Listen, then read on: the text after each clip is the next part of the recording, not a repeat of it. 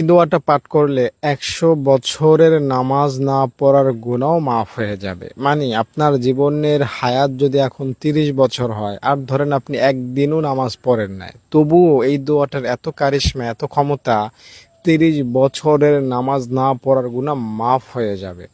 আপনার বয়স যদি এখন হয় 70 বছর, আপনি যদি এই দোয়াটা পড়েন, তো আপনার 70 বছরের নামাজ না পড়ার গুনাহও আল্লাহ মাফ করে দিবেন।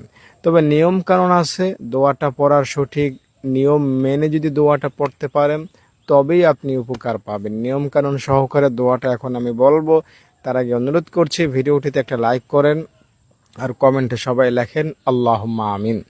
যারা লাইক করলেন, কমেন্টে আমিন লেখলেন, দুহাত তুলে দোয়া করে আল্লাহ তাআলা আপনাদেরকে জান্নাত দান করেন। আল্লাহুম্মা আমিন। দর্শক, দোয়াটা আগে বলি।